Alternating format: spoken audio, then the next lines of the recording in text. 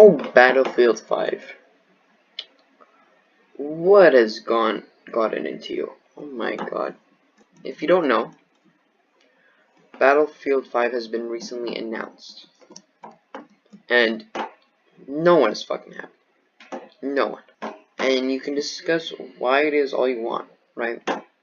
And I will later in this video. Essentially what they said was, if you don't like the game, don't buy it. And I mean, it might be just me. It might just be me personally, right? But isn't that like not how you do business?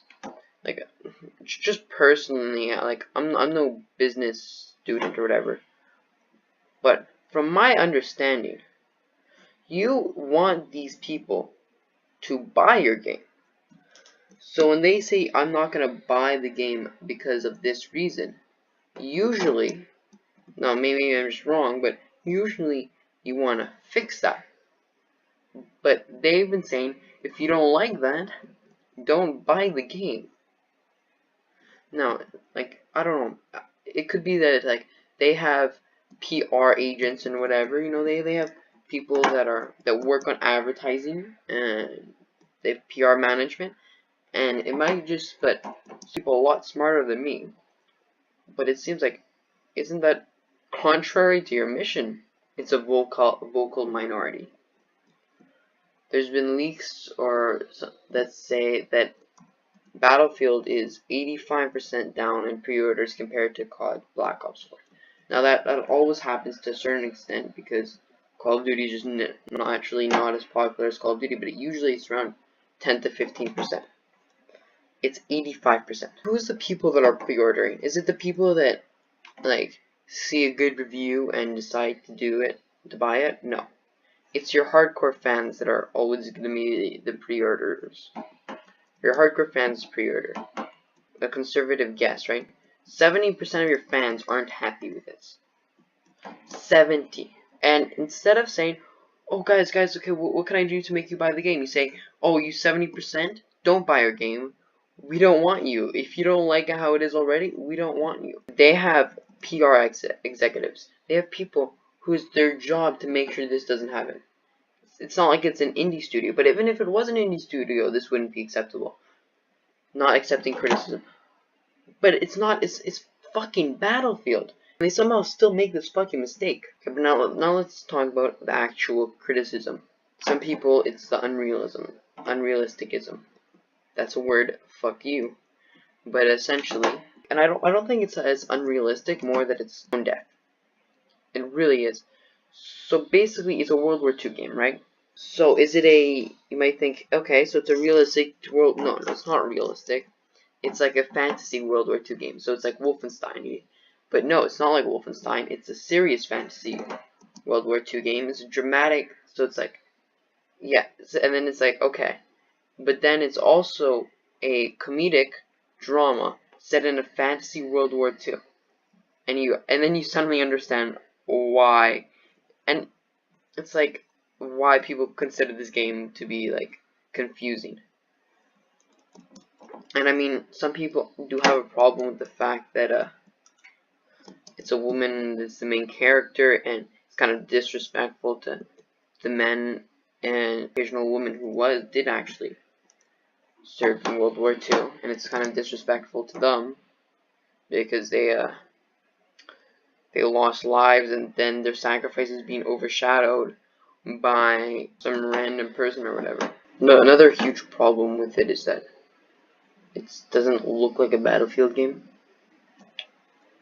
The trailer was a CGI fight scene, and that's not. If you look at the Battlefield 1 trailer, it's this. What does it show off? You guessed it, the battlefields. You look at the Battlefield 5 trailer. What does it show off? You guess it, CGI fight scenes. Who doesn't love a good CGI fight scene? And it's not even one of the good CGI fight scenes. Not even one of the good CGI fight scenes. It's not even like Call of Duty's CGI fight scenes, which are like brooding and realistic. No, it's like a fucking cartoon action movie of them beating up countless faceless soldiers or whatever. And you might be asking, Wait, why are they doing all this? Why are they doing all this? Battlefield 1 was so good. Essentially, how the story goes, so I'm not sure how real it is. I didn't do any research about this or anything, so I don't know how. But as the story goes, the main creator essentially had a daughter, and he didn't like that she couldn't play as a woman. Based the game off around that, and that's not a good thing, like at all. And I don't care the gender of the main character. I don't care. But the thing is, when your motivation for making a game is the gender of the main character, you know that it's not going to be a very good game. What do you think the motivation for Battlefield 1 was? They probably wanted to play a World War I game. What was the motivation for Battlefield 5? They wanted to play as a woman. And if that doesn't, that doesn't make better gameplay. It's not like this is your passion project. It's fucking Battlefield. It has countless fans. This guy should be fired. If I was on DICE's decision-making team, I would either fire him or hang him or some shit. If this keeps going like this, I highly doubt there's gonna be 2 more Battlefields after this. Probably be another one at least. I wouldn't be particularly surprised if there's one after this because, you know, it's still Battlefield. But if they keep this attitude, the attitude of, if you don't like it, don't buy it. I'm not gonna change my art. And the thing about this is, there's a difference between a video game and a painting. Now, I'm not saying that video games can't be art. They very well can be. But the thing is that they have more of a direct meaning. If let's say you're playing Fortnite and you get killed in half a second due to dope bomb, although that didn't physically happen, like in the real world, that physically happened in the game. You can test that happened. It's not like it's something where you don't understand. It's not in the eye of the beholder. The games cannot be in the beauty of the eye of the beholder. Saying that it is just gonna make a shitty video game. And I'm not the biggest Battlefield fan, but you just have to. It's like, this wouldn't be acceptable from an indie studio, but you can at least understand, because indies are, you know, a passion project. They have their own vision for the game. They have, you know, the game doesn't have fans, so, you know, you can understand. I'm gonna make the game I want, and I don't care if you buy it or not. Usually, it's not their full-time job.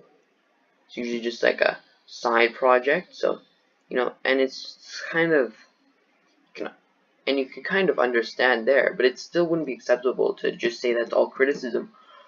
But it's Battlefield. They have PR executives. What happened? Were those guys like on strike or some shit? It's confusing. Yeah, and it doesn't bring me any joy to say that. Please like and subscribe. Out. Nice.